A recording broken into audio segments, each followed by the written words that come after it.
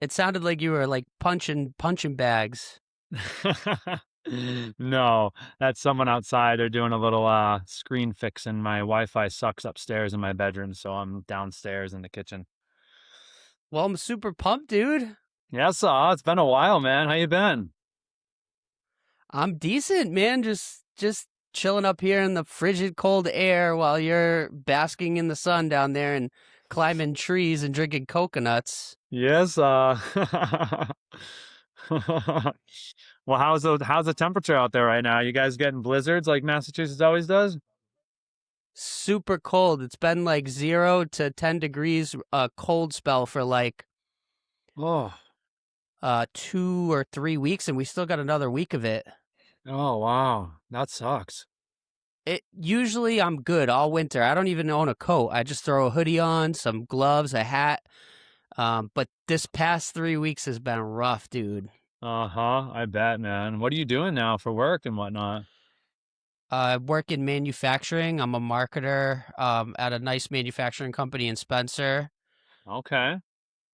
Yeah, so I'm just kind of doing website stuff, SEO, content writing, working in with the sales team, doing email marketing, anything that has to do with marketing. I'm the only marketer there, so if it needs to get done, any business card, whatever it might be, I'm the guy.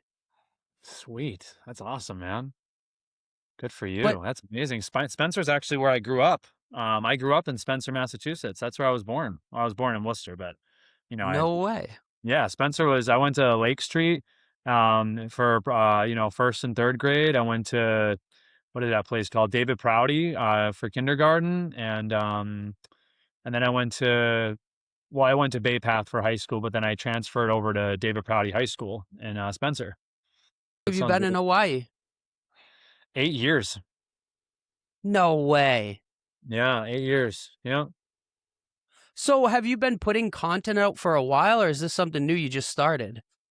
Dude, honestly, my journey's been crazy. When I first moved to Maui, Hawaii, I was honestly super unconscious. I kind of brought that fuckboy energy that I had in Massachusetts and just partied my ass off on the beach and just had a bunch of one night stands and drinking, partying.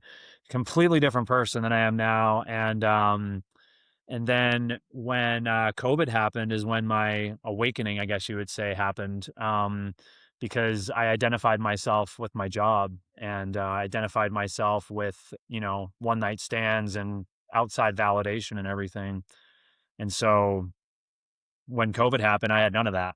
And I lost my freaking mind. And I had a man come to my doorstep every morning to smoke a joint with me. And he asked me if I wanted to be of service to the community.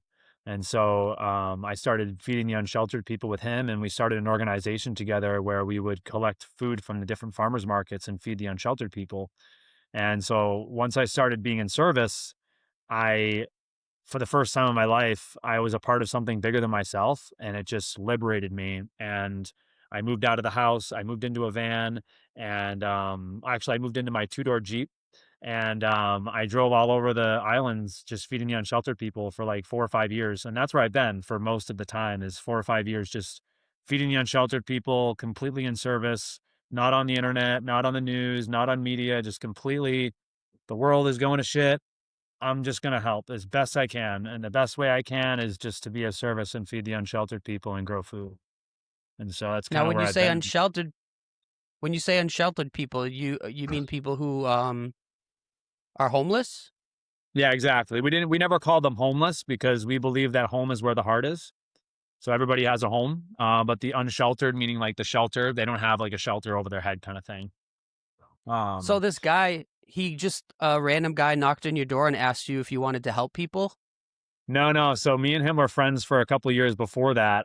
He actually saved me from getting married. I was actually about to get married, and he took me to another island, and we took some acid, and literally woke me up. And I was like, "Nope, that's not the one. Nope, bad move." And we got back to Maui, and I totally called it off. So it's pretty wild. Wow. Yeah, it's been quite the journey. And then, Walk me. go ahead. You first. You. Oh, go ahead. I'd love to answer the question. I was just going to continue. Uh, that's a beautiful glass of juice you have. Yeah, it's fresh orange juice and coconut straight from the Aina, straight from the trees. I'm on a juice cleanse right now, 90 days. I saw that. Yeah, I it's pretty what wild. I was gonna ask, how did you pick Maui and what did it look like? You were living in Massachusetts, right? hmm And what did Brando say? You should move to Maui, man. Or how did you even think to do this? Well, I was a fat kid growing up my whole life, and I never knew how to exercise or how to take care of myself, really. My parents kind of sheltered me and didn't give me a lot of knowledge as far as, the financial world, building business, and definitely not about exercise or taking care of your body. And so I started going to the gym and met this guy, and he taught me how to take care of myself and taught me how to exercise. And I started getting in really good shape and started feeling really good about myself. And I started running outside and going to the gym for hours. And I started showing up at work with all this high energy. And I remember our boss at the time ended up taking me into his office, and he told me, "Listen, man, people can't people can't deal with your high energy at 9 a.m. You got to get off your high horse. I want you to come in. I want you to make your money. I want you to serve your tables, and then I want you to go home." And I said, "What? Okay, so you want me to lower my energy and just take care of myself?" Hold on, I'm gonna actually go into another room because there's a lot of noise here. No worries. I mean, it's not distracting to me. If you're comfortable there, Oh, stay I am. put. I'm totally comfortable. I didn't know if I was messing up the video call here. No, you're good. Okay, cool. Yeah, I'm totally fine with You it. actually look great. Oh, I thanks, had man. I had Casey Tobin. I had Casey Tobin on the other night, and he was all like horizontal, flipping his phone around. He was in a bar. So Mm. this is nice. This seems like a lot more relaxed conversation than that was, but it was still fun. It was. Do you remember that guy? I do remember that guy. That guy taught me how to sell wine. He was the guy. Your high energy. I always thought your high energy was a positive note. I didn't know it was a negative thing. I But mean, dude, what I've really learned here more than anything is that there is never good, there is never bad, there is never right, there is never wrong, there is never terrible, there is never terrific. It's always both. And everything, because we live in this third dimension and we live in this third dimension of polarity, it's always both. And I can honestly look at that guy, our boss, that told me, your high energy is too much for people. You got to calm your shit down and take care of your tables and go home. That was the catalyst for me to move to Maui. So it was actually a good thing. In the moment, I was hurt. I was triggered. Oh, fuck you, man. I just totally upset. And it was the biggest gift of my life. And so after that conversation, I said, I got to get out of here. This is not for me. And I started going around. I was going to move to California. I was actually talking to Brando's girlfriend at the time. And she said, and Brando came over. He said, "No, man, you don't want to go to California. If you don't like the rat race here in Massachusetts, you're going to hate it in California. You want to go somewhere where the sun's shining every day. People will respect your positive energy. People live the spirit of aloha." I'm like, "Yeah, that sounds great. Where's that?" He said, go to West Side Maui, Hawaii." I said, "Hawaii? Like Lilo and Stitch?" And he said, "Yeah, like Lilo and Stitch." I said, "You can live there?" He said, "Yeah." I said, "No way." He said, "Yeah." That minute, I went into the back room where we used to fold napkins, and I went to my bank account and spent all my money that I had in my bank account on a ticket to Maui, Hawaii in 3 months. And I told myself, I'm going to save up 5 grand in 3 months, and I'm going to move to Maui, Hawaii. And everyone told me I wasn't going to do it. Everyone was doubting me the whole time. They said, you ain't leaving. You ain't going to Maui." I was like, "Yeah, well, watch me. I'm going to go." And my literally the place I was going to stay canceled the week before I was going to move to Maui. The place that I had locked in for months canceled, and I said, "Nope, no freaking way. I don't care. I'll sleep on the beach. I'm not staying here." And I left, and I got a place last minute, thank God. But yeah, I did it. I moved to Maui. isn't it funny how, like, I had the same experience when I said I was going to go to Nicaragua, when I wanted to go to Thailand, when I wanted to go to Vietnam. Everyone was so negative about it. It's dangerous. What are you, crazy? Why don't you just go to Cape Cod like everyone else? I'm like, what? This is like a positive in my life. And everyone is throwing a negative thing at you. But I guess Mhm. if you're not comfortable, if it's unknown, that can make people weary or even like scared. But it seems like for your situation, it was a positive experience, and I'm happy you did that, man. It takes a lot of guts. Not everyone, you could get easily stuck, especially in the restaurant business. If everyone around you is telling you not to do something, and you are probably younger than a lot of people Yeah, I was at that 25, place. man. Yeah, I was 25. Yeah, just finding my way. Yeah, it was wild. Yeah, I moved to, as soon as I landed on Maui, man, they drove me to my spot and I put my stuff inside. I dropped my bags. I took off my shirt and I ran down the road. I had a cashier's check. I needed a check at the bank. And in Massachusetts, there's banks everywhere, you know? Everywhere you go, there's a bank. You're good. Just drive in one direction, you'll find a bank. Not in Maui. I literally left and it had an hour to get to the bank. And I was like, I'll just run. I'll just go. I didn't take my phone with me. I was like, I'm free. I'm in Maui. All I need is my cashier's check. It's Friday. I got to get there in an hour. I'll get there. No worries. And I just sprinted down the road. Well, 30, 45 minutes later, it started getting jungly, the vines and the big trees, and it started looking more jungle. And I was like, I don't know if there's a bank around here. And I started freaking out. And then I remember what Brando told me. He said, if you're ever in any trouble, just stick your hand out like this with your thumb up and just pray. And I said, okay. So I did that. I stuck my thumb out my first time hitchhiking. And I shit you not, man, a freaking Volkswagen bus came and pulled over, and a bunch of freaking hippies, surfer dudes with their long hair, like it was in a movie, dude. Surfboards on the freaking roof, and they're like, "Hey, brother, yo, you look hungry, cuz? Oh, bro, you need a ride, man? Come on, have some crackers and cheese. You want some water?" I was like, "What is this place? This is awesome!" And they gave me a ride to the bank, and I made it in time.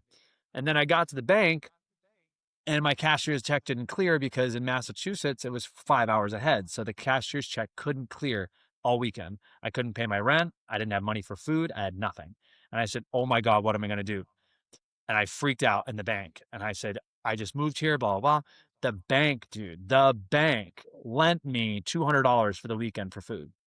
The bank, and said, yeah, just come back here on Monday. All good, brother. Aloha. And I'm like, what is this place? Like, you could not get that in Massachusetts. No freaking way. Like, it was just there's so much trust and aloha and love here. It's beautiful. It's really changed my whole direction and look on life altogether.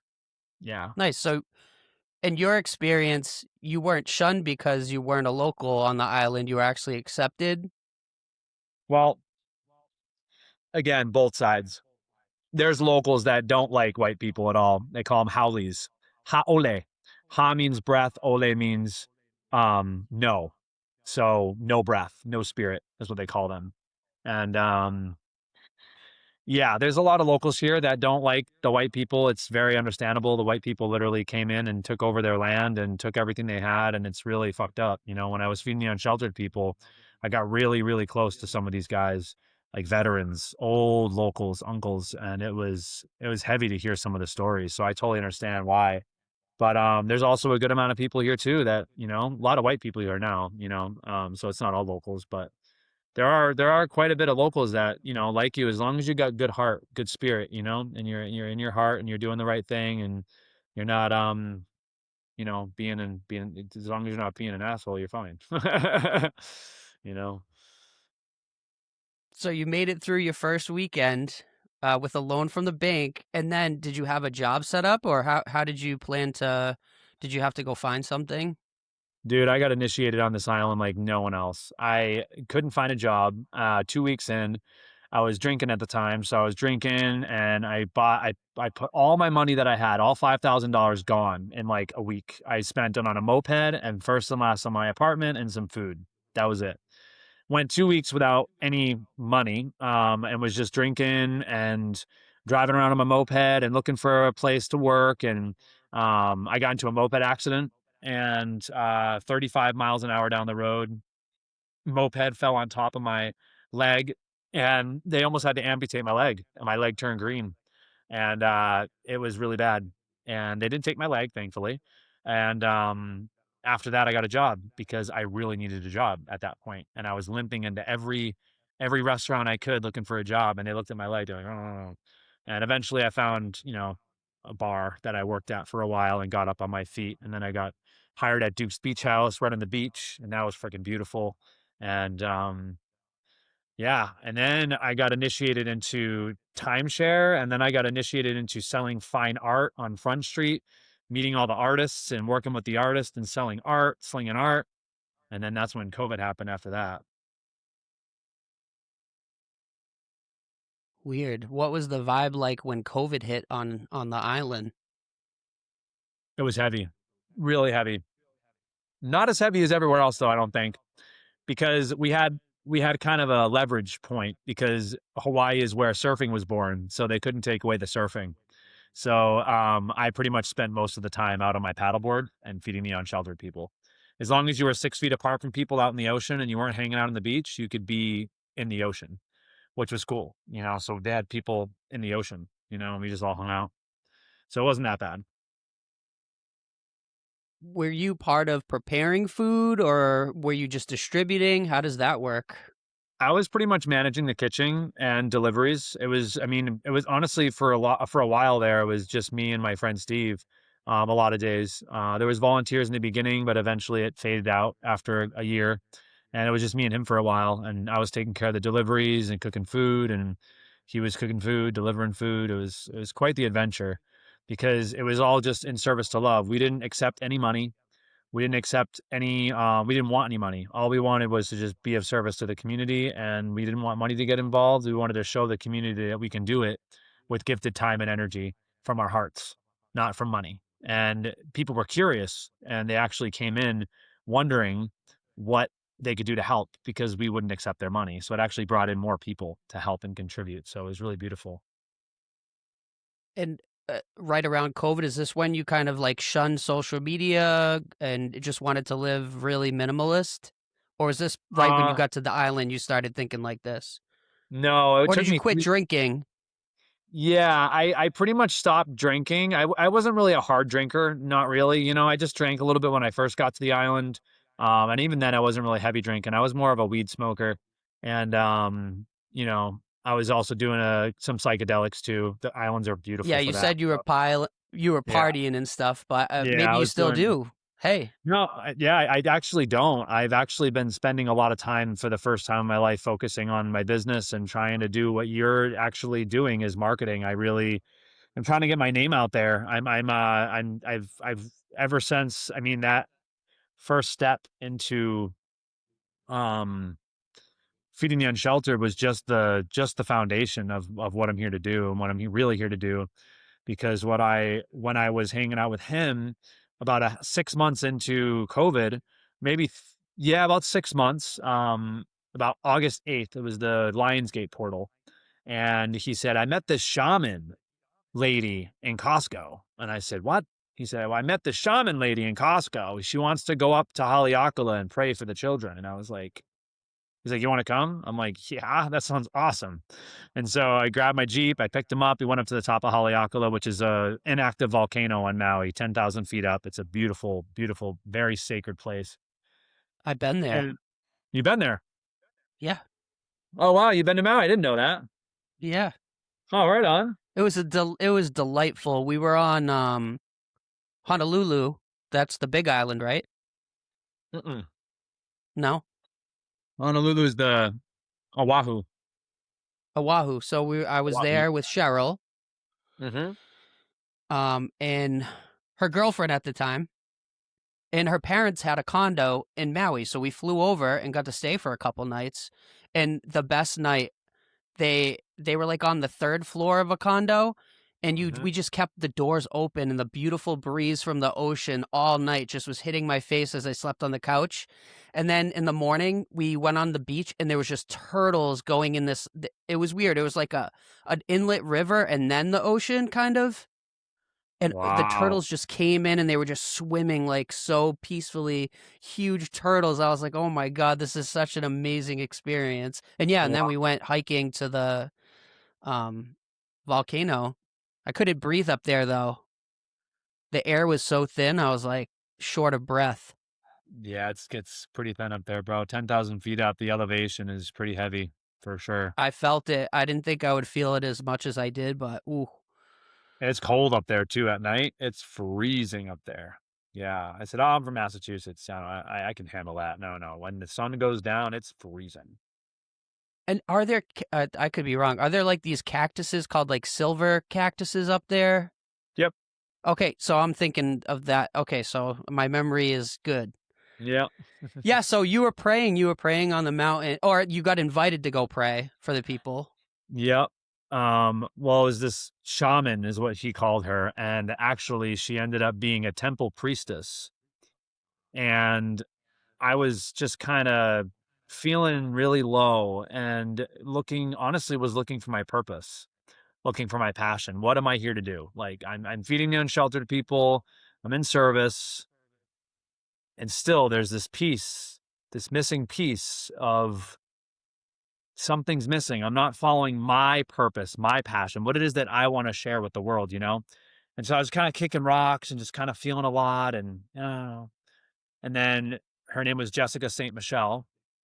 And she came up to me and she sat down next to me and she put her hand on my leg and she looked at me deep into my soul. And she said, "Tell me." And I was like, "Tell you what?" She's like, "Hmm, tell me." I was like, I have a lot of sexual energy. And she said, "Yeah, I can tell." I was like, "Really?" She goes, "Yeah, I can help you." I was like, "What?" She's like, "I can help you." Okay. Here's my business card. What are you doing Thursday at 4 p.m.? I have no idea. Great. I'll see you Thursday at 4 p.m. Okay. So Thursday came along and she showed up at my house at 4 p.m. And I don't know how graphic you can get on your podcast here, As but graphic as you want to get, brother. sweet, let's grow. Okay, I'm gonna be real. Okay, so um, I'm thinking a lot of things right now. All right, continue on. let's grow. All right, so it's just kind of it's out there for some people, but it's literally something that changed my life, and it's actually what I'm here to do. So, um, so she came into my house and I'm thinking all sorts of things. I'm like, what the hell is this woman doing in my house? And she sits down next to me. She goes, okay, so this is what's going to happen. She's like, I'm going to give you a sensual body work massage. And I said, sweet.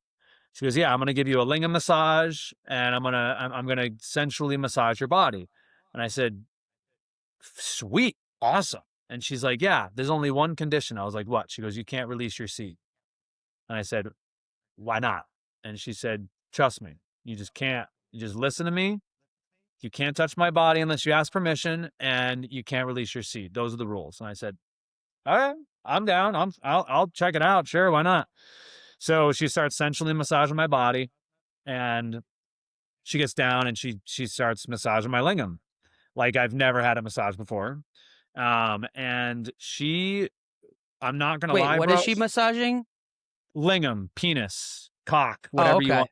Yeah, lingam is the professional tantra word for a penis. Did Uh, I did not know that. I was thinking you were talking about your grundle. Okay, I'll stop talking.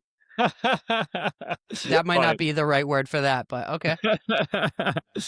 yeah, thank you for saying that. I'm glad. I'm sure a lot of people that are probably watching this is like, what is a lingam? I Um, I thought maybe slang for your penis, but I just wanted to make sure. it is, yeah. It's pretty much tantra slang for a penis, I guess you would Okay, say. yeah, cool. Yeah, All right. yeah, you totally got it. So she edged me for about an hour. An hour. I was literally on the edge of releasing my seed, my whole body's shaking and convulsating, and I'm just having this crazy experience. And all she's doing is massaging it and moving energy from the bottom of my pelvis to my heart. And she just keeps telling me, take a deep breath.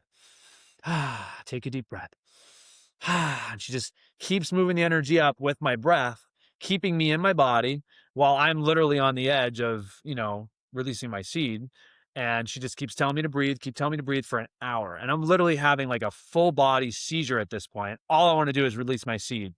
And then she tells me to take one more deep breath. And she literally blasts this energy through my crown, through my head.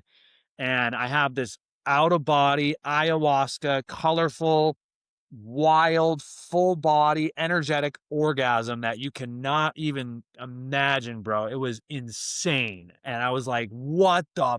And I eventually I came back into my body, it felt like, and I looked around and I didn't release my seed, yet I had this crazy, amazing experience, this full body, energetic orgasm.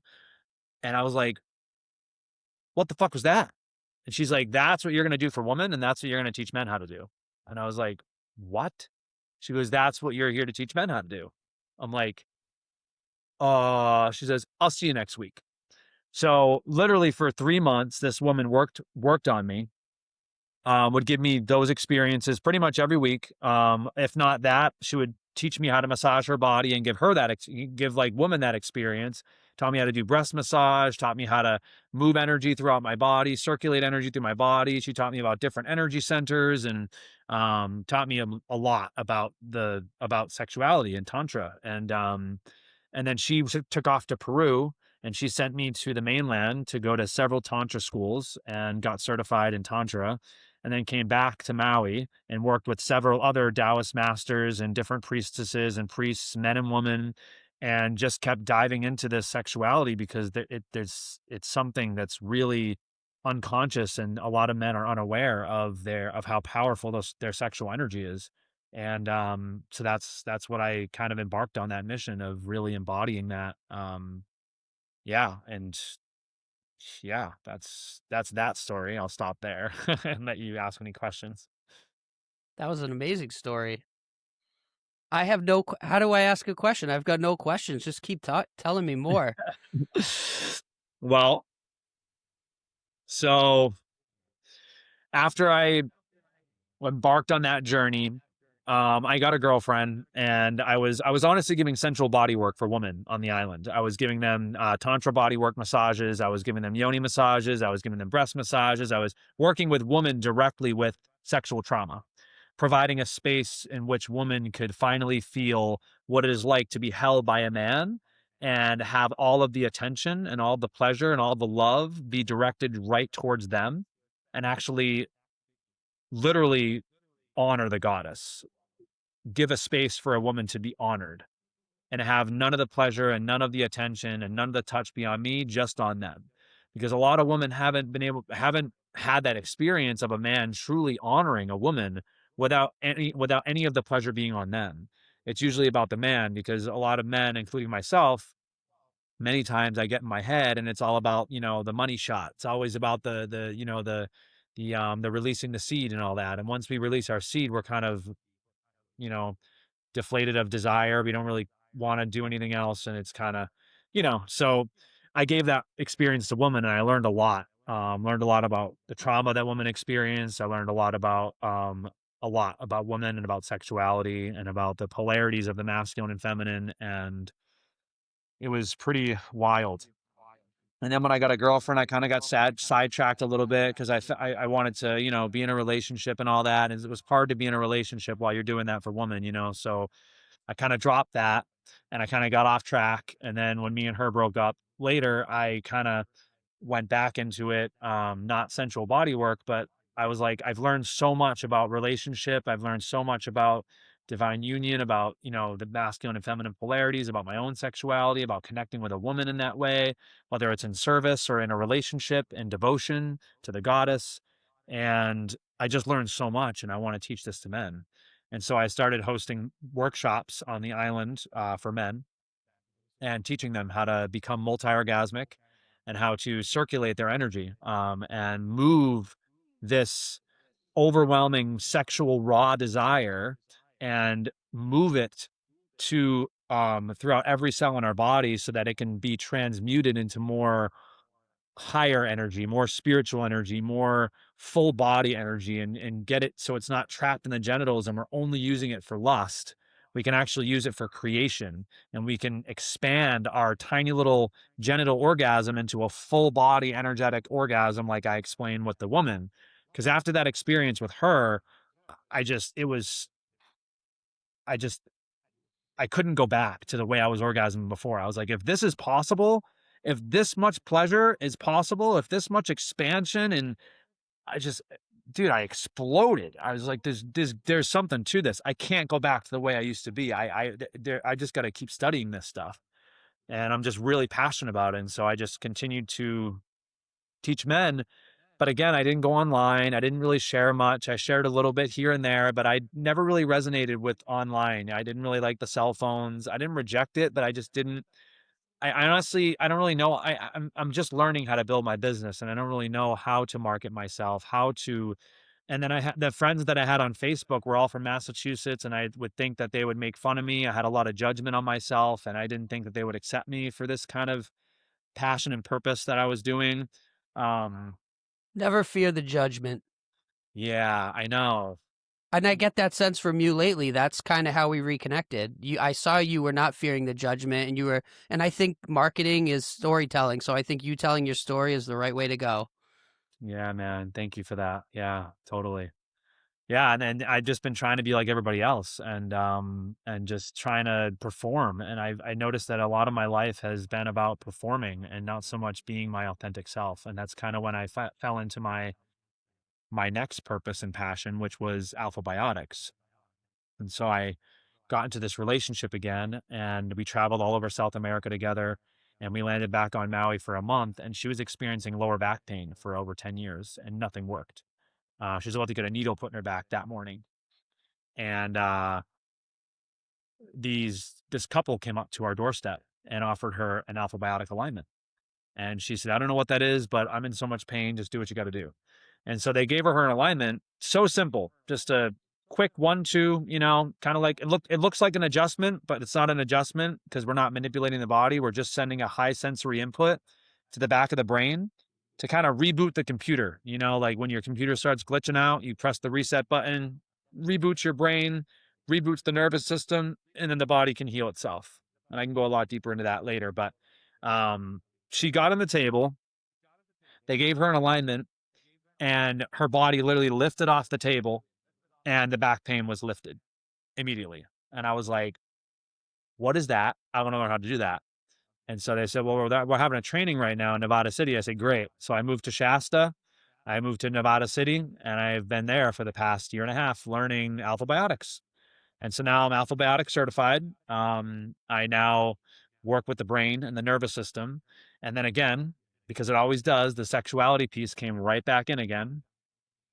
With alpha biotics, I also learned this spinal maintenance practice called edu, which is a brain balancing practices. It's a spinal maintenance practice that strengthens the spine. It lubricates all the muscles and joints in the spine. It balances the left and right hemispheres of the brain and calms the nervous system. It's like qigong and kundalini mix. It's freaking so cool. A lot of bilateral movements. It's a really cool, fluid, easy practice that anyone can do. You can even do it sitting in a chair, and it's really powerful. And so I learned that as well in Nevada City. And when I moved back to the island, again, the sexuality piece came in. And I said, oh my God, I can literally give alpha biotic alignments and teach men how to do edu. And that would be so beneficial. And they could learn the sexuality piece so much quicker and so much easier. Because the one thing that there's a few different aspects in which a man needs to embody or even start to begin his sexual journey. The first part is relaxing the pelvic floor. A lot of us have a tight pelvic floor, especially when we're in an aroused state. When we're in an aroused state, our pelvic floor tightens, which causes us to ejaculate. But if your pelvic floor doesn't tighten, you don't ejaculate. So it's all about relaxing the pelvic floor. The second aspect is a weak spine. If you have a weak spine, the spine is what is the channel that we use in order to move the sexual energy upward. If you have a weak spine or it's not straight and balanced and flexible, it's going to be really hard to move your sexual energy. And three, a regulated nervous system. You need a regulated nervous system and a balanced brain in order to do these practices. For years, I practiced Qigong and meditation and yoga and all these different practices that took me years to practice just to regulate my nervous system enough so I can actually do what the Tantra lady did to me. It took me years to figure this out. And what I found out is the alpha biotics balances the brain and nervous system and the edu strengthens the spine, balances the brain, and calms the nervous system. And I was like, oh my God, I can teach this to men and they can learn 50 times faster than what I ever learned. And so I put all these practices together, all the Taoist practices that I learned, all the meditation and breath work that I learned, all of the tantra skills that I've learned, and then I added it to edu, the spinal maintenance practice, and the alpha biotics if we're in person together. And I came up with the masterpiece method. And that's what I call it. I call it the masterpiece method. And it's a body based system that teaches men how to absorb their mind in their body and move their sexual energy with their breath, balance their brain, regulate their nervous system, and strengthen their spine so that they could take that overwhelming raw sexual desire and transmute it into calm, grounded, purpose driven alchemy. Mm. S So, like, your target market would be men who probably are addicted to porn, Mhm. men who are probably, um, because of the porn addiction or what, or maybe I'm getting this wrong, might have, like, a low energy or low drive to be successful, or um or they w yeah, men who wanna, feel the, not ecstasy, but wanna elevate their, what, life or their energy? Yeah, it's for, I mean, Who are you honestly, who do you wanna help? I wanna help. I mean, I would love to help any man that is interested in expanding their awareness on their sexual energy altogether. Um, Men that Maybe are I'm asking, like, they're what are their pain points? Yeah, they're I pain think you're they're about to say it. okay, their pain points are, I mean, if you wanna get if you just a lot of men are kind of, because behind, okay, so this is what my temple priestess said, because she works with men all over the world, and she said that we have these really successful men that are dressed nice, they make money, they're ballers. They look like players in the freaking club. They got it all together. They got the nice car. They're super confident. They got money. They're super successful. But as soon as that bedroom door closes, they turn into a 12-year-old little boy. And that's what she told me. And it really shocked me because that's honestly who I was. I used to masturbate 9 times a day, dude. I used to watch porn. I used to masturbate several times a day. I would do it, and I was addicted to masturbation. And then whenever I was in the bedroom with a woman, I wouldn't know what to do. I mean, I would know what to do. I'd obviously have sex with her, but it's almost like as soon as I got aroused, I went into this fight or flight state and I got stuck in my head. And it was so mental that I wasn't in my body. I wasn't in my heart. And I wasn't really having the full experience of what it is to be with a woman. And so when I No learned, connection. no connection at all. Exactly. No breath, no presence, no connection. Um, and I've Do you noticed think that. God. do you think that's drilled into us, from an early age because of social media, porn, or the way men are portrayed in the media, just like, yeah, are we losing ourselves as men? Uh, Maybe we used to know that and we're losing it because we're disconnected from the universe. hmm. Yeah, great question. I honestly think that I'll speak from my personal experience. When I was 12 years old, the only knowledge that I had about sex was porn. The only thing I knew, the only knowledge or information that I could get on sex was porn. And porn is not teaching you how to make love, it's teaching you how to fuck. It's teaching you how to have unconscious, raw, fast, fight or flight, amygdala based, or like sex. It's not conscious, it's not Fake sex. exactly, it's a movie. It's literally a show, and then it's all about performance, and it's all about the who's got the bigger cock, who's better in bed, who can make a girl come the fastest, or it's like all this performance competitive thing. And what I've really learned is that women don't want the bigger cock. They don't want a man that's in their head. They don't really even care about a lot of things that men think they care about. All they want is presence, and they want to be honored as the woman that they are. and they want slowness. And yes, a woman loves the primal sometimes, of course, like, we're men and it's primal, it's beautiful, but it's a dance between the two. It's not just one or the other. It's and a lot of the times what I noticed for myself is I would get in my head and it would be all about rushing to the finish line.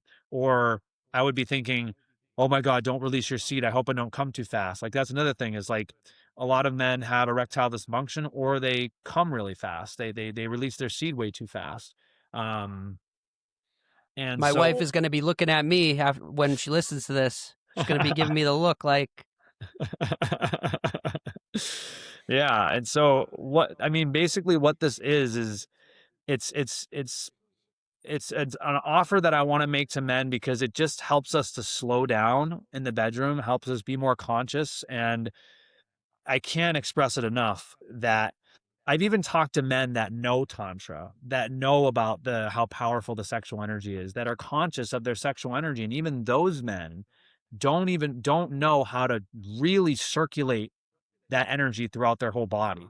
Because a lot of the sexual practices that are taught by Mantak Chia, that are taught by Tantra schools, and then taught by most people, even in Kundalini yoga, they teach how to squeeze the pelvic floor, how to lock all these bandhas and breathe really, really hard and squeeze and really like force the energy up their spine and never bring it back down. So it gets really heady.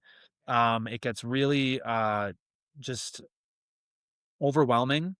And it's honestly not really healthy for our bodies either. And so what I teach is very different. It's how we can relax into the pelvic floor, not "Mm, squeezing anything, just moving the energy with our mind and body awareness, and how to have these breathing practices so that we can stay more calm and present and move the energy effortlessly, not with willpower, mm." effortlessly. I don't teach practices that you're gonna have like right now, I don't use any of the practices that I teach. I don't. I just breathe and I literally have an orgasm just by breathing. Just by breathing, I can literally move that energy. I don't even need a hard on. I can just breathe and have an orgasm. It's that easy. But the practices help at first to help reprogram and recondition the mind on what sex means altogether and get us out of that fight or flight response where our muscles tighten up and our hips tighten and then the energy gets trapped in the genitals and it can't move.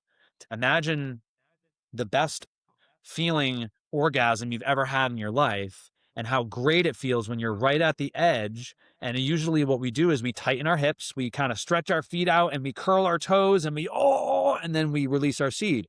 Now imagine what would happen if you didn't curl your toes, you didn't tighten up your hips, and you kept really, really conscious with your breath and your hips were to open and you had the mind body awareness. You were fully in your body and you were just breathing really slowly and you took that crazy amount of energy and effortlessly moved it throughout every cell in your body so that your body can hold even more energy so that the orgasm builds and builds and builds and builds and builds. The genitals can only hold a tiny amount of pleasure. Your body can hold infinite amounts of pleasure. So it gets higher and higher and higher and higher and higher. And then the orgasms that you're able to have are just fucking astronomical. And it's not about the pleasure. That's just how I got to the door. When I first learned about this, it was all about the pleasure because that's all I cared about. But once I crossed that threshold, I noticed it wasn't about the pleasure. Now I'm not even focused on sex. Focused on creation. I'm focused on more direction, my purpose. And I'm just lit up because this energy is not trapped in my genitals, something that I need to release all the time. It's something that I move throughout my whole body and just feel alive. It's life force energy. It's what creates life, you know? Something I always ask in my, like with a client or with, what is the promised land for the customer or the client? So would the promised land for people working with you be to um, find a partner and like get married and have kids and have like a mutual connection with one person? Or what does the promised land look like with someone who you could connect with and help them? I honestly feel like we all have different values. There's so many different men out there and so many different ways of living. Some people want to get married and have children. Other people want to be polyamorous and have multiple relationships. Other people just, they're in a place in their life where they're just feeling like they lost themselves and they don't really know where to go from here. And they don't even want a partner. They want passion. They want purpose. They want a mission. They want to find themselves. They want to love themselves before they even get into a relationship. And so I don't really focus on, it's different for everybody. I definitely resonate with the divine union and the sacred partnership, um, and can definitely help men in being and learning how to communicate with a woman, learning how to touch a woman, how to honor the goddess, how to be more present with a partner, of course. And I honestly, the first step in even stepping into that place with a woman, we need to step back into our own temple and learn how to move our energy with ourselves first and then move into partnership. And if we already are in a partnership, there's ways to have practices on your own and, then bring them into the partner and you guys working on them together, of course. So what I'm saying is there's no specific, I work with partners, I work with finding divine union, I work with wherever the man's at. I just want to help them be able to take this raw, uncontrollable, overwhelming desire that needs to be released all the time and teach them how to move it out of their genitals to transmute it into more creative spiritual energy that brings so much more pleasure and purpose in their life. So it could be anyone really. It could be a professional who has their life together. It could be someone who's dealing with depression or someone who has anxiety, someone who's scared to come out of their shell and be themselves. Um, Dude, this is awesome, man. This is fun. This Yeah. is going to be Thanks, man. wild. People are going to listen to this and really are going to be dialed in because everything you said is just things I've never heard before. But it Wow. does make sense. And Yeah. I start what you're saying, I start comparing it to my life. Mm. Um, and yeah, I can't help but think like someone who's struggling and you start to teach them the yin and yang, not teach them yin and yang, but just like help them have a different philosophy on the energy that they have and the way they can live their life and they can make changes, you know? Mm. Hmm. Do you, Yeah. It's, you said you were almost married, right?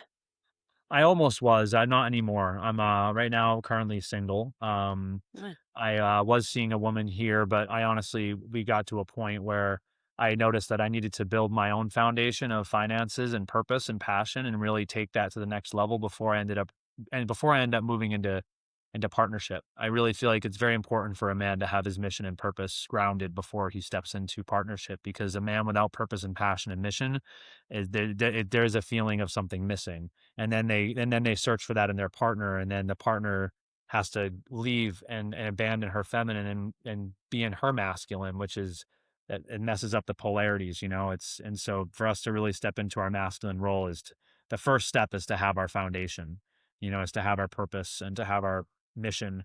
And I do believe sexual energy, like I said, is it's like the foundation because it drives us. I remember I remember just like 6 or 7 years ago. It doesn't matter what I was doing. If there was a pair of boobs outside, I would, what? Like I would just run outside. If I got a text message and some girl wanted to have sex, I would drop everything I'm doing and I would go and do that. If there was like a really attractive woman that wanted me sexually and wanted to give me whatever it is that she was giving me, I would pretty much choose that almost over anything. It's what drives us as men. It's this overwhelming desire for this primal, and it's not bad. It's fucking awesome to have that energy. But when it controls your life and it's overwhelming and or the other end of it where we're repressing it and we're suppressing it and we're not expressing it, either way is just it's chaos waiting to happen. You're Mm. distracting yourself. I've also dealt with the whole suppression part too, where I wasn't even thinking about my sexual energy. I was just suppressing it. And that's dangerous because if we suppress our sexual energy, that's nature. That's mother nature. That's life force energy. That shit's gonna come up eventually. And when it does, it's gonna come up unconscious, anger, frustration, unregulated emotions. It comes out in depression. It comes out in like various forms of emotional turmoil. And that's what I experienced too, is drowning in this suppression of my sexual energy. And lived in the desire realm, it's just really interesting to live on both Yeah, it's like sides. I feel like teaching men how to be men. If someone's locked in the basement playing video games and eating Papagenos, how are you gonna, list off the three things you talked about? Finding a mission.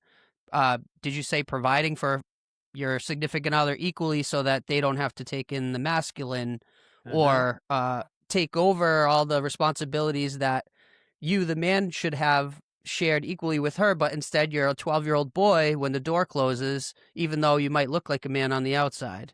Hmm. I don't Totally. know.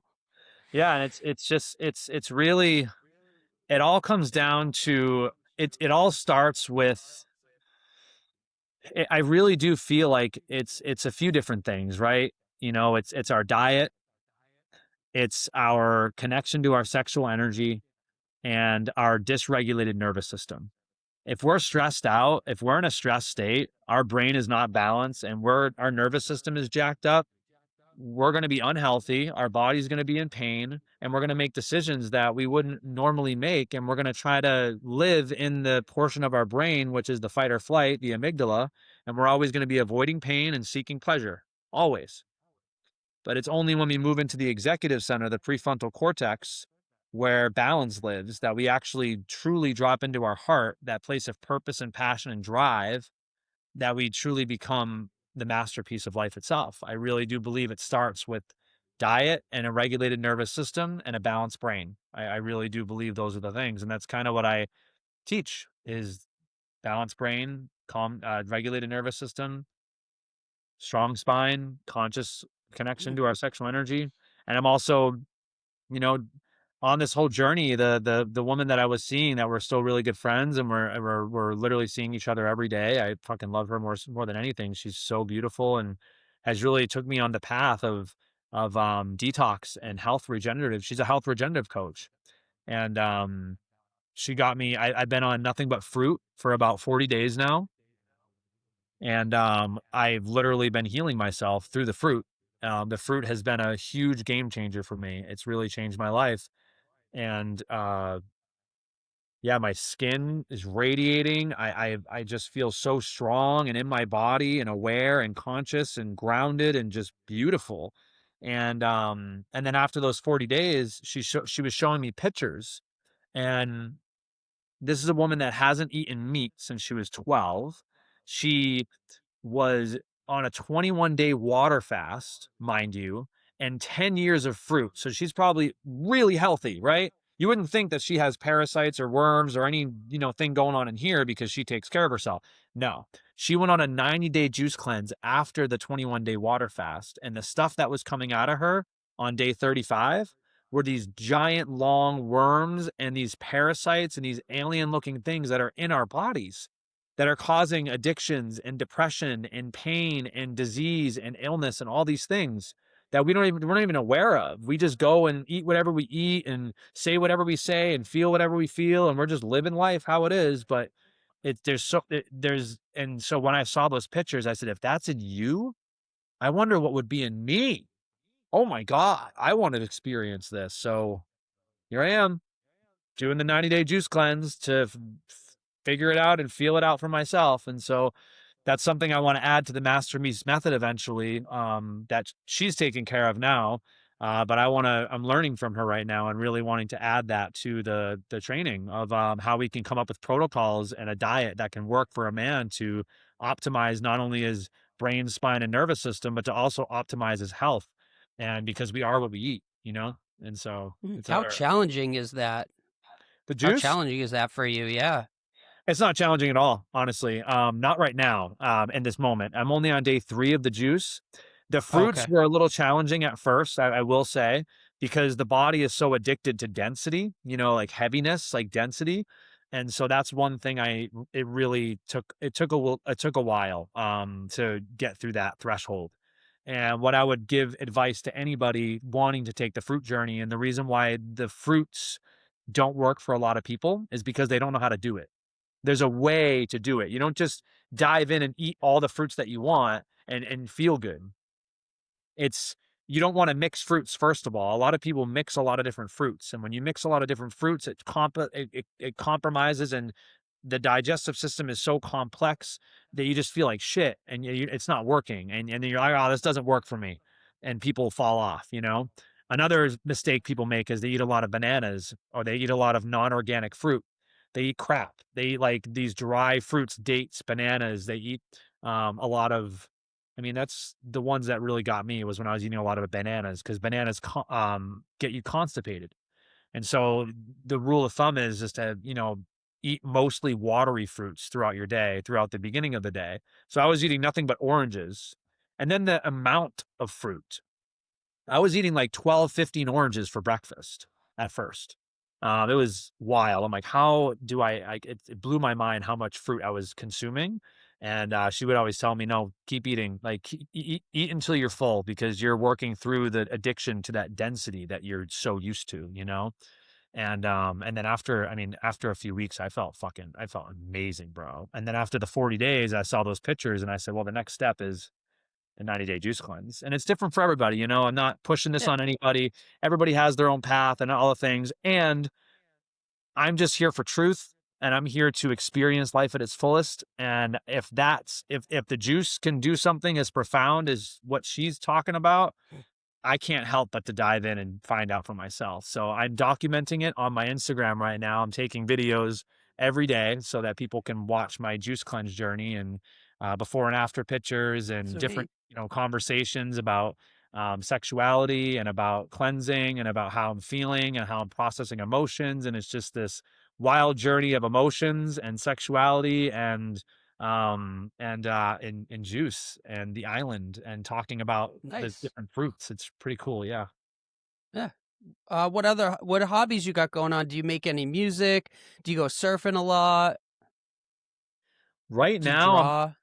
right now, honestly, I've been so focused on just getting my name out there, making content. I have a beautiful property here with a pool and a hot tub. I like to go swimming sometimes, but the property is so beautiful, and I love the place that I'm staying. It's surrounded by fruit trees, and so it's got a gorgeous view of the ocean. And so mainly what I do is just serve the people. I give alpha biotic alignments to people 3 days a week, and, drinking a lot of juice. I was eating a lot of fruit, I mean, and yeah, it seems like this is your hobby is this, how yeah, much you're studying, how much you're involved in learning, and now you're putting that content out and trying to teach other people and just tell your story to the world. So that is the hobby.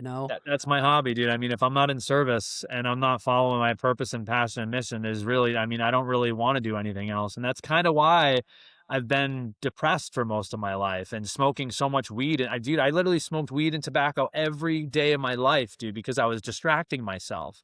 I feel like the reason why a lot of us drink so much and smoke so much, because there's something that wants to be birthed through us, and we don't know what that is, and we're afraid to sit in the emptiness, because the emptiness is so uncomfortable and it's so scary, and there's so many parts of us that we're so scared of, that are so emotionally dysregulated and angry and depressed, and we don't want to feel that.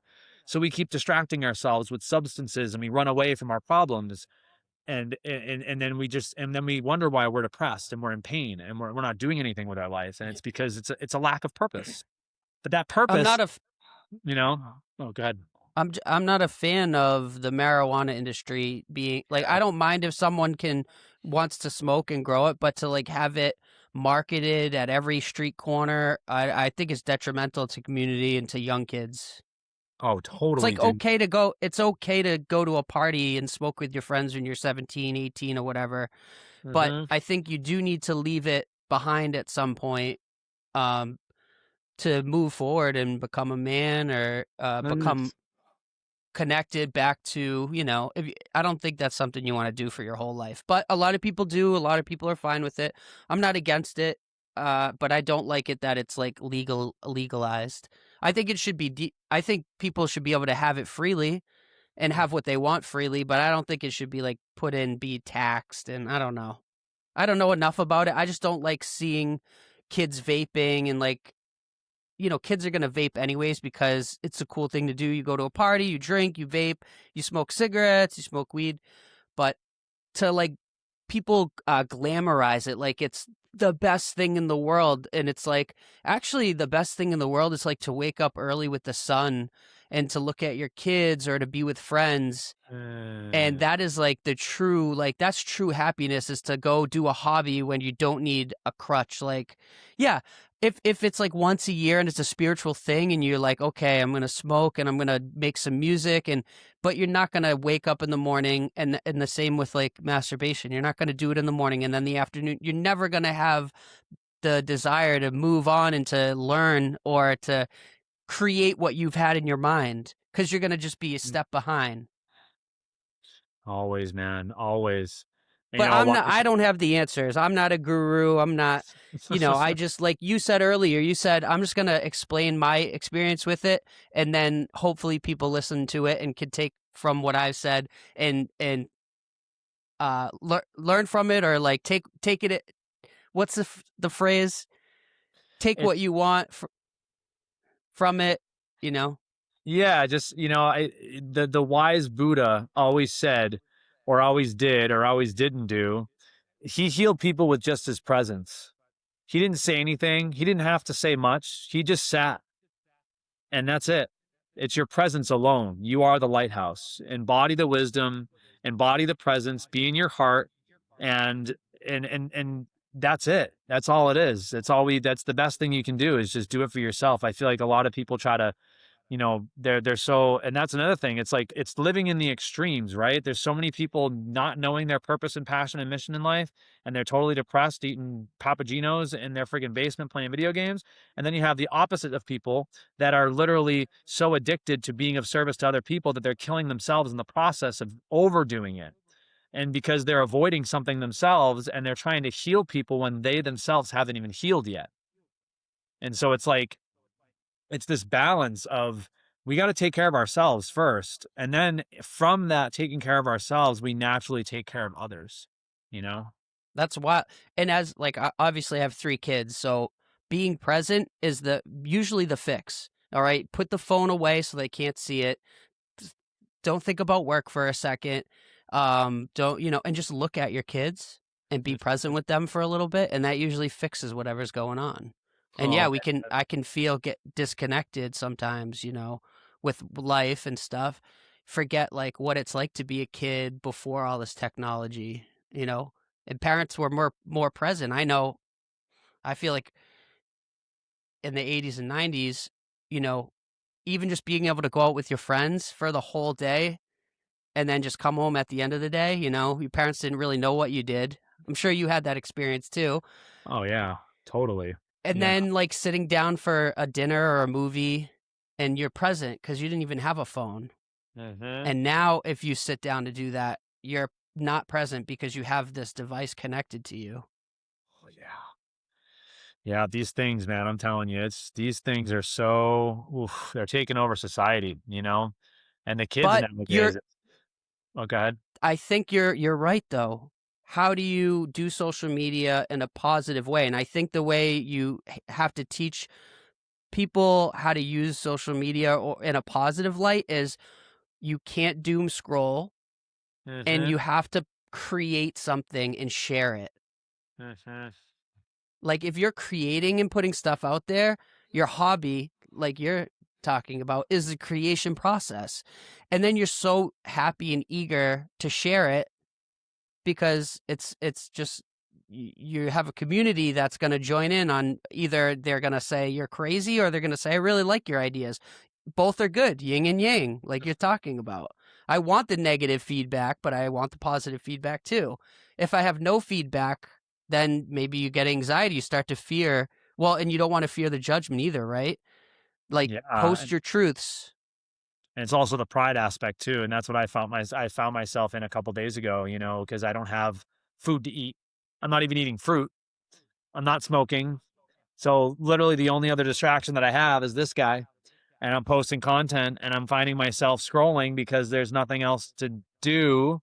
And that this is the practice when you said you have a hobby. My hobby is trying to do my best to let myself dissolve into everything. letting myself fully dissolve into the nothing, letting myself completely immerse myself in the not doing to allow myself to truly be at peace with myself.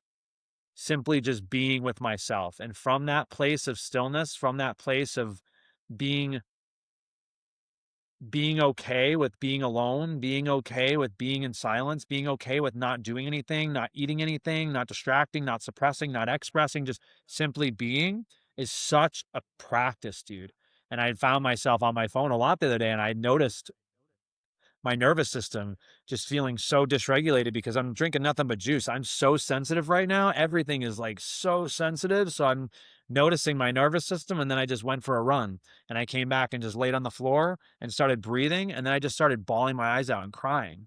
And I noticed what I was distracting myself from was crying, was an emotional wave that was coming up that wanted to be released that I was suppressing. And I've spent most of my life doing that. Oh, something's coming up. I don't know, but all I've been taught is to smoke. All I've been taught is to eat, you know? All I've been taught is to watch TV. All I've been taught is to type. All I've been taught is to go hang out with my friends, but what I haven't been taught was breathe and sit and be and relax and let it come up because it's safe and it's okay. We were never taught that our emotions are safe and okay. We were taught that they were wrong, they were too much, they were, whatever people were taught emotions were. So that's been my practice lately is simply just finally allowing myself to be and feel If my you were emotions. what animal do you feel like you're most closely related to? A tiger. If you had a tiger, Yeah. I see that. Yeah. I've always, What I've what always, animal do you think I am? bear. Ooh, Yeah. Or, a lemur. okay. I don't know. What animal What do kind of you, if I was a soda, what soda would I be? 7 Up for sure. Nice. Yeah. Yeah. You're just cool like that, You would So, be a what was that 90s soda with the iguana logo? Zobe? Zobi. Yeah, dude. Zobe? Is that Yeah, it? ZOB with a little apostrophe up there. Yeah. Or you'd be like a clearly Canadian. Yes. I Oh man. I mean, I won't keep you much longer, but yeah, we had some good times. I think we'd go to Kenichi and we would just like we I think we only hung out one on one maybe once and it was at your apartment. When did you live Yeah, on Shrewsbury Street? I did with Elliot, I believe. Oh, so maybe we were just all hanging out. Yeah, we were all hanging out, I believe, or maybe no, Shrewsbury Street. Maybe I was on Shrewsbury Street. I was on Shrewsbury Street, yes, and then I moved out of that place and moved in with Elliot, and we lived over on I don't remember the name of it, but yeah, I think we did hang out that one time. Yeah, we never really got to hang out that much. But whenever we were at work together, you were always to me, you were always that chill, cool guy, just, laid back. You don't want any problems. You don't make any problems. You're just getting along with everybody and you're just doing your thing. And you were really funny. And I really enjoyed your presence, to be honest. Oh, thanks, man. I felt really safe I in your, was I was thank you, man. I loved your energy. But yeah, I was going to school. I didn't go to college till I was 25, so I was going to school all morning and then I was just waiting tables after that and trying to find my still feel like I haven't I mean, I found my way. But back then I was like, "Oh, if I go to college, I'll graduate and get a good job." And then I graduated and nothing, and then I was like, "Oh, if I go get my master's degree, I'll graduate and get a good job." And then I graduated from and I got my master's degree and I was so depressed walking from my last exam to my car. I was oh, like, "I don't think this did anything." oh, dude, so many people feel like that for sure. With college because it's so programmed into us that it's just that's just the way you go from high school. If you don't go to college, you're not going to make anything of your life. You got to get your bachelor's degree. You got to figure out what you're going to do with your life before your 20s, before your 30s, or else you're a loser kind of thing. I never went to college, dude. I didn't start really finding out what it is that I wanted to do until, I mean, I'm still figuring it out, dude. We're all figuring it out, and it changes all the time. It really does. It And really you don't does. need to know. As long as you wake up in the morning and you learn and you follow happiness. Imagine, like, life is so great. Imagine not being happy. Yeah, and and that's the thing, man, is I really do feel like the one thing that brings people joy and the one like is service. We all just want to be of service. Whatever that service is, we just want to be of service, because if we're only focused on ourselves, there's usually a lot of anxiety, there's a lot of worry, there's a lot of judgment and fear, and all these things, and it's like it's a balance, right? It's meeting those parts head on at the same time, what it is that I'm here to give, because it's truly in the giving and the being of service that brings true happiness. I mean, like I Mm. said, when I first started being of service and fed the unsheltered people, I finally was a part of something bigger than myself. I got out of my own head and my own world and what my needs were, and I was actually helping someone that needed it more than I did at that moment. And it felt so good. And then I started feeling, okay, well, how do I want to be of service to the world though? What are the gifts that I want to share with the world?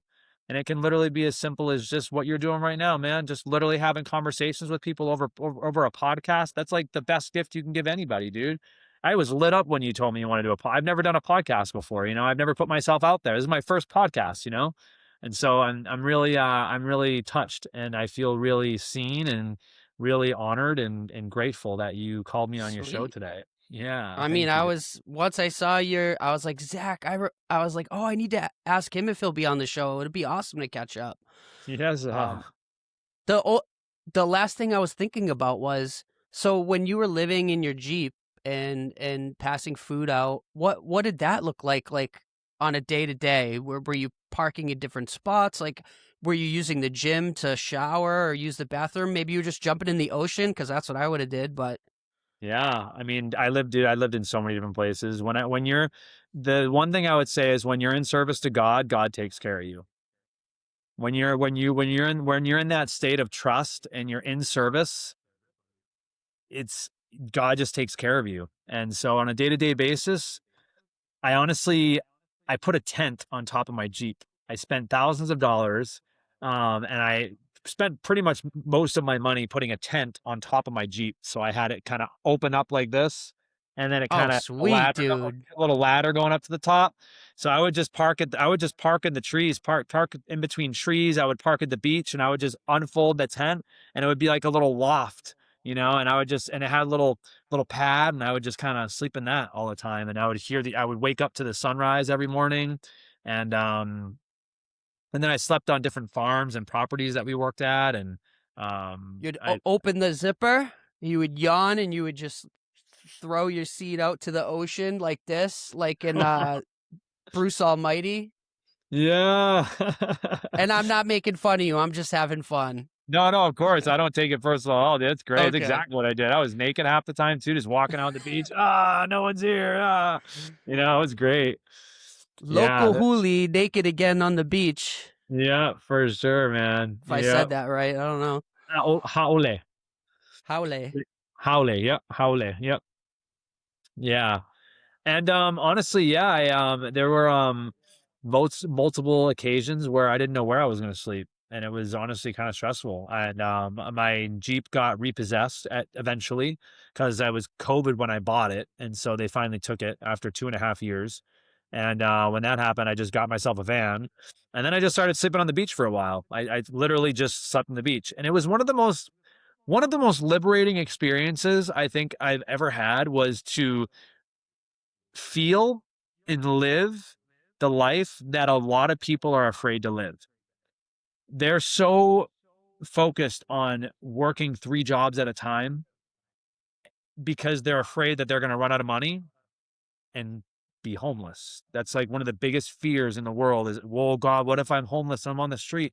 It's one of the biggest fears, and so I dove into that and lived that life, and I was okay. And so whenever it kind of liberated me from that fear, because now if I ever get into that situation again where I'm running out of money and I don't have a place to stay, I'm just like, okay, well, I'll just sleep on the beach, or I'll just get a tent, or I'll just get a van, or I'll figure it out. And that's what I'm dropping into right now, is like a whole different level of trust. Letting go of the food, letting go of just, And right now, I don't really have that many clients on Maui right now, and I'm in this beautiful house that I manifested out of thin air. It just came through because life provides, because I have a mission and a passion, and I'm just choosing it, and I'm choosing to step in.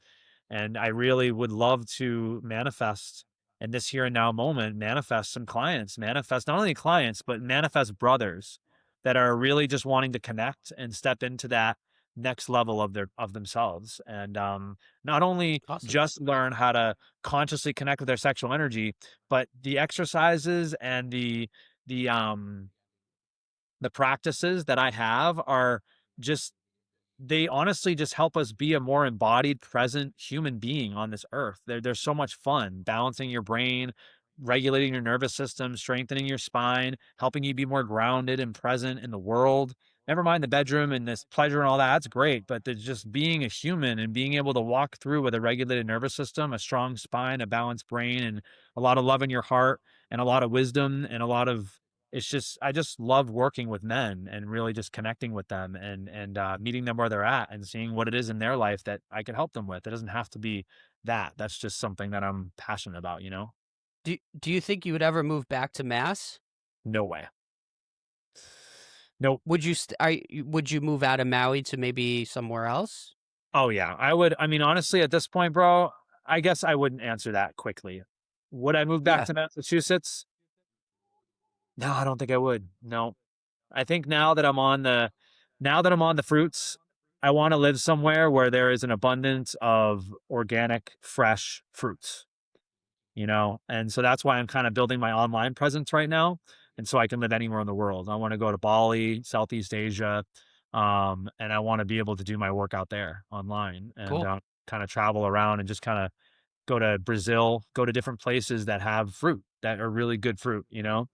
Now, if Massachusetts called me and there was a lot of men over there that could really use my services and I live over there for a little while to really be of service, hell yeah, I would do that. Would it be my personal preference when I want to do that? Absolutely not. I want to live where it's warm, tropical, fresh organic fruits where I can hang out and be comfortable in my body and have the wind not hurt my face. When I was in Massachusetts, I always told myself, "Why do I live somewhere where the wind hurts my face?" Yeah. You What know? what's the plan for the rest of the day? What time is it there? Like 4:30? It's 3:30? 3:45. I have a client, a brother coming to see me, about an hour. He's got his daughter visiting, so they're gonna use the hot tub, and, we're gonna drop in. I'm gonna give him an alignment, and then later, I have a woman upstairs right now, my friend, she's making fresh pineapple juice, ginger pineapple juice, so I'm gonna have some of that, and then I'm going to make a recording of day 3 and how it's been, and keep growing. So you're just on day 3, but you Just did a on day cleanse 3 before. You I did did water cleanse? I did 40 days of nothing but fruit, and now I'm on day 3 of Physical just fruit. juice. Yeah, Just physical juice, fruit. okay. Now I'm on So day 3 of just nothing but juice, yeah. wow. So, Mhm. where did you eat meat prior to this, or are you vegetarian? I did, yeah, I've done pretty much every diet you can think of. I mean, I've done keto, I've done fasting, I've done, the carnivore diet, I've done before this, I have a before and after picture I just posted on Instagram, it's pretty wild, to see the before and after of just 40 days, Mm. because I was eating really clean, dude. I'm talking, like, giant, like, nice organic salads, kale, red cabbage, some pumpkin seeds, hemp seeds, some like some dressing, like a nice salad for breakfast with a few eggs, maybe some steak for breakfast. I like to have protein in the morning. And then I wouldn't and then I would have carbs at lunchtime. I would have some potatoes or some spelt bread with avocado, and then a salad as well. And then at nighttime, I would have like an apple. Ate very clean. My skin was not radiating. I did not have. I still had a little bit of a gut and inflammation around my body, and I looked okay. I looked good. I just didn't look radiant. And the before and after of before fruit and after fruit is just it's beyond. It's really wild. My Instagram is ZAC underscore McKnight, MCKNIGHT. And so I'm posting like before and after pictures all the time. And it's just really wild to see how the fruit literally And that's just the thing that I'm starting to realize. And in the fruitarian community, a lot of men talk about this, is that the fruit doesn't heal you. The fruit allows your body to work at its most optimal best so that the body can heal itself and the body can express its full expression of life. Because the body is the most magical, beautiful, expressive, amazing, self healing, self organizing, self correcting machine. If we give it exactly what it needs to work less on digesting and pushing out food and more on healing itself and feeling safe and not in fight or flight. You know, there's a man named Dr. Robert Morris, and he's a really great guy to check out about about the fruits. He lived off of oranges in his van for 6 months in the forest, and he healed himself doing that. And he's now a doctor, a naturopathic doctor, and he has a lot of videos talking about this, how we're not carnivores, we're not supposed to kill, we're not meant to kill animals, we're not even herbivores, because herbivores usually have multiple stomachs. We only have one stomach. And so the best food for us to eat to bring us to our most optimal best, in his opinion, is fruit. And so there's a lot of different information coming my way with this. And I'm just, you know what? I'm just going to experience it for myself and see how it feels. And so far, I got to say, I feel freaking awesome. Keep So, sharing. yeah. Dude, this was mad fun. I appreciate you coming on. Well, thanks, man. Appreciate you, bro. I really What's appreciate the cool invitation. is everyone I've interviewed so far, I've kept in contact with. Oh, wow. That's awesome. It's like I went, back in the day before having a family, I could go to the coffee shop, talk creativity, make music, chill, go get some drinks with people. And then, yeah, you get a family and that kind of gets shut off, which is great. I do that now with my family. But ever since starting this has been a way to have friends again, outside of my family, which is great Wow. because I'm learning more, I'm connecting with, and I even like, there's things to do now. Like, oh, my friend had a 40th birthday party. So me and my wife went, you know? Wow. That's awesome, man. What kind of music are you producing right now? What's your genre? I always said I wanted to drop a rap album when I turned 40, even though I'm, no rapping skill really, but just the act of like, okay, I'm going to get some beats together. I'm going to write some rhymes or some songs, and then I'm going to record it. And obviously I'll film it, but it's not the act of like, I'm going to make a really good rap album. It's like, can I have fun in the process, learn some things, and then share it with people and not fear the judgment? But Yeah. no, I haven't been making too much music. I made some goals last year and I succeeded on every goal except for one. So I moved it to this year's goals. And yeah, it's like mini goals, like I wanted to get my license to carry. I never fired a firearm before. So a friend who I reconnected with took me shooting and showed me how to handle a gun. And I don't own a gun, but I just wanted to learn it and feel what it was like and, know how to handle a firearm. Other like mini goals was like to start a podcast and to do one episode a month minimum. I joined a kettlebell group on school.com. You should join school.com. You could create, School.com. yeah, school.com, SKOOL. You can create a profile. You could take footage from this podcast and put it up on there as like a introductory of what you want to work with people. And then you just basically build out a curriculum, like you just do one little piece at a time. Here's a PDF about my thoughts on this, and then you could put a little video about it, and you could, people can pay you what they think, or you can do like simple, like $9.99 a month, and I put out a new course every 2 weeks, and you can get people to come into your group, and that's how I got started with the kettlebells. I Oh, found the guy on TikTok, and he was like doing really cool stuff and talking about down to earth, like men stuff, like not going into the weight room and pumping iron and taking a bunch of pre-workout, but it was really just about like being more flexible and having more energy. So he got me in. And there was only like 40 people in the group, and now there's like 400. I'm wow. not in the group anymore, but it's just cool to see him grow into like this big thing. Yeah, and it was like a community. It helped me on my health journey as far as like getting back to feeling younger and flexible and stronger. And I had lower back sciatica pain all the time, 4 times a year. And once I started the kettlebells and really getting into a deep squat and like strengthening my hamstrings and my hip flexors, no back pain. Wow, that's Just a awesome. simple like adding in some nice like movement into my life, and yeah, it was just I wasn't strong enough. That's why I was getting the back pain. Yep. Now us men, man, we really neglect the glutes and the hamstrings. You know, I just went through the same thing, man. I definitely ignored my glutes, and my buddy came over last night. He was showing me a couple of butt workouts, and I woke up this morning so sore, but I felt so good and so sturdy in my stance. It felt really good. Oh, I'm gonna clip that little snippet right there. Yes. That's gonna be the short. Yeah, yeah. It's really it's so simple. You know, life makes it. Us humans make it so complicated, but life is so simple. You just move and breathe, eat some fruit, and have some fun with some friends. That's it. It's really that simple. Life can be so simple, but there's a lot of people really complicate it, I feel like.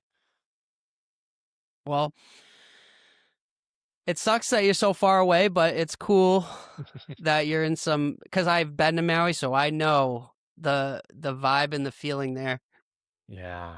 Yeah, it's pretty great, man. And I just yeah, like I said, it's a great place to I've just landed at the spot and who knows what God has next for me, you know, wherever spirit wants me to go next. I'm open.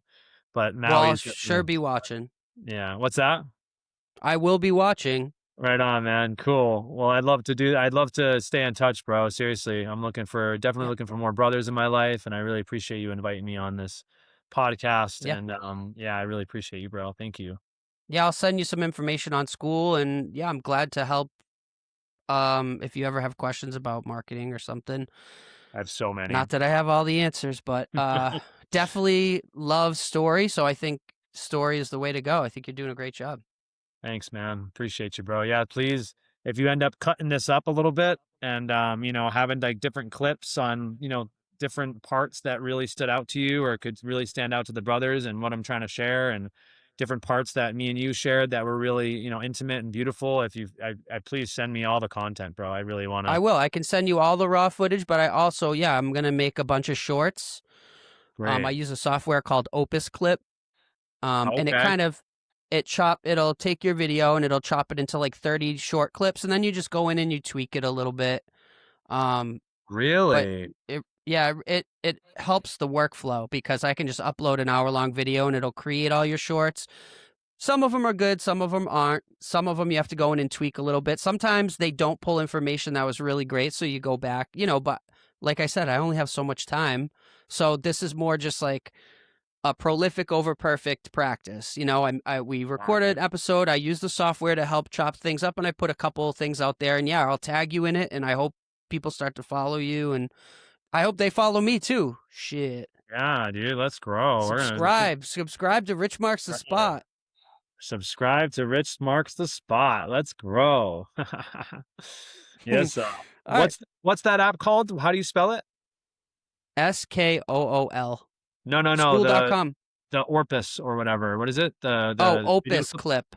Opus. OPUS Clip. It's like $120 a year or something. That's great. That's a really good one. I needed something like that because that's what I've been doing is just recording long content, and I needed to shorten it up because there's so many good parts, but I don't. I hate doing the editing part. So yeah, You could that sit for 8 hours and edit shorts. That's why the software is nice. that's Who's got great. time to do that? And it's good for the laptop, yeah? Yeah, and Okay. what you can do is you can pick a style of captions that go on the screen. You could pick where you want to put the captions. You could even upload a little logo if you want, but the captions, yeah, you could pick your own font, your own color, and the way they present. So you pick a font and a caption style that works for you, and it'll do it all for you. That's awesome, bro. I'm totally getting that. Right on. That's a gold nugget right there for me. Thank you so much. Awesome, man. Well, I really Opus enjoyed Clips talking to you, sponsor bro. me. What's that? I said Opus Clips sponsor me. Is I want to sponsor you, bro. Rich it. I got it. No, All right right, on, man. bro. Have a good day. Thank you, bro. And bless you and your Peace out. family. So much Bless love. you. Thank Yes, you. sir. Yes, sir. Aloha. Aloha.